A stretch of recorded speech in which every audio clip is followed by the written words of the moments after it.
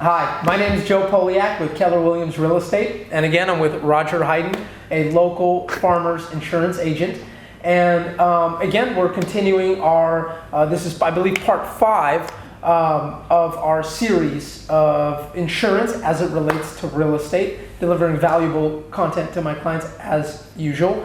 And in one of our previous videos, oh hold on, I did just want to make a quick shout out, is that you'll notice that we're wearing the exact same thing as we did in the previous videos. I just want to calm you down and let you know, although I am very frugal and some close friends will say very cheap, I do have multiple suits, shirts, and ties. We're just shooting all these videos all at one time. And but I'm going to make Roger put on a different shirt. I didn't bring a different shirt because I'm okay with looking smelly, but Roger, actually, he cares what people think about it. Thank you, Joe. Yeah, I do have another wardrobe too. Most of my clients know my sense of humor. Yeah. So, anyways, in one of our previous videos, we talked about, I believe it was the one talking about determining the amounts of coverage. Right. You mentioned home upgrades required after an insurance claim, like the building home upgrade. And then the extended coverage, something about that? Yeah, let's take a quick look at that, Joe. That's actually really important. I know your clients, it comes up at times. So again, last time we had talked about how to come up with the amount of coverage for home, how much should it be insured for, etc. And I think as we were wrapping up, I had mentioned that there were 2 other things that might be important. And one is something called building code upgrade coverage in the insurance world. And the other is something called extended replacement cost. Okay, both very important concepts for your clients. Remember we had said that the insurance company can only provide you a best estimate on what it might cost to rebuild a home. And remember we had said that if you know a contractor or somebody, ultimately it's your responsibility as a homeowner to make sure the home is insured properly. Well, insurance companies have these 2 other features that can be really important for you and for your clients, Joe. So first, let's just deal with them in reverse actually. First is what's called extended replacement cost.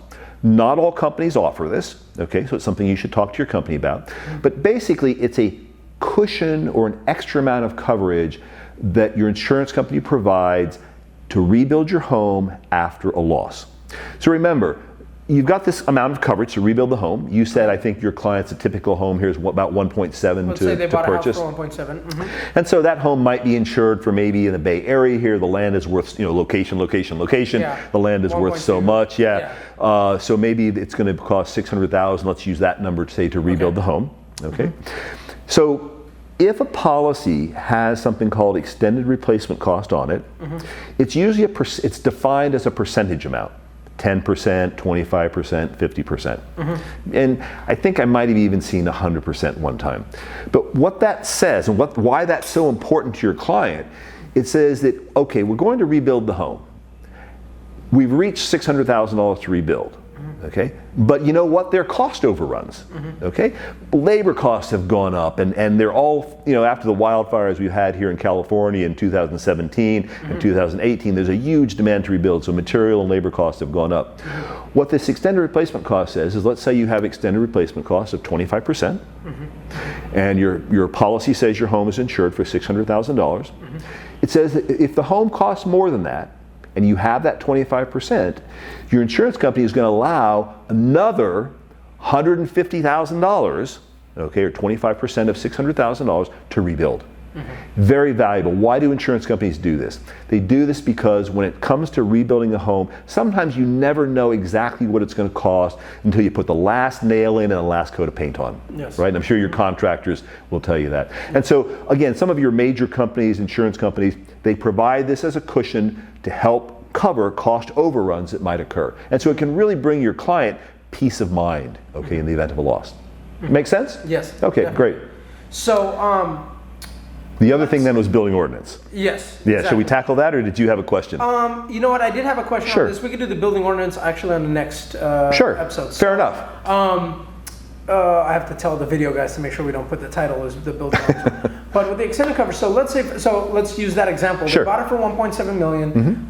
Their coverage is $600,000 to rebuild the house. Right. A fire happens and it's just, it's burned to the ground. So right. The only thing there is the sewer and the water and the PG&E and stuff. Right.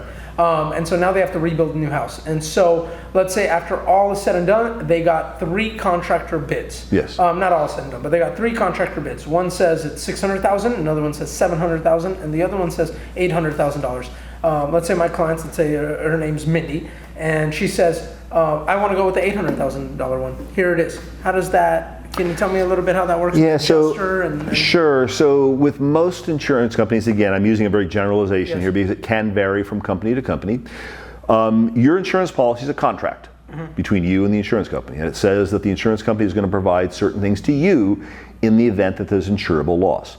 So you've had a client, their home has just burned down to the ground. They've gone through a horrible, horrible loss, and they've got coverage. We figured it was $600,000 to rebuild, and in this example, you said they have a quote for $600,000. You said they had a quote for $700,000 and one for $800,000, so $100,000 apart. Yeah. Usually, the insurance company is going to let you choose who you want to rebuild your property. It's your property. It's your right to choose who you want. But part of your contract says you have this amount of money. Yes. Okay. So now you've got to decide how you want to handle that. Well, if your policy is only providing $600,000 and you're going with an $800,000 bid, that could mean that you have to come up with that extra $200,000 yourself. Okay. Now, if you had an insurance policy that say had extended replacement cost on it, say 25%, well now, although the policy says $600,000, you've got another 25% on top of that. So that's going to give you a total of $750,000. Right? Good at math. Yeah, I know, I'm pretty good. It comes in real estate and insurance, right? We have to deal with numbers. But in that case, now I could easily handle the $700,000 bid, and I'm a lot closer to that $800,000 bid. Now, any insurance company that I know of is probably going to look at the bids that you have, and they're going to make sure that proposal from the contractor is not filled with fluff or things that aren't real. But when I've had in my career, I've had 2 or 3 major fires that clients have had. In all 3 of those cases, the client worked with the adjuster and they reached an agreement on what it would cost to rebuild, and there weren't any issues. Perfect. Okay. Okay, I think that's long enough for this. Yeah, probably. I have so many more questions, but I'm just going to say people have to call you because there's so many There you go. hypotheticals in my mind Right. that are like, that's great. So we will, on the next video, we're going to tackle the Building ordinance. Building ordinance. It's important. That's right. Yes, exactly. Okay. So again, thank you so much for joining us. My name is Joe Polyak with Keller Williams Real Estate. I'm with Roger Heighton, a local farmers insurance agent. If you have any questions, you know where to reach me, and you know where to reach Roger, I hope. If you don't, then contact me and I'll give you his contact info, but it should be in the description. Thanks again.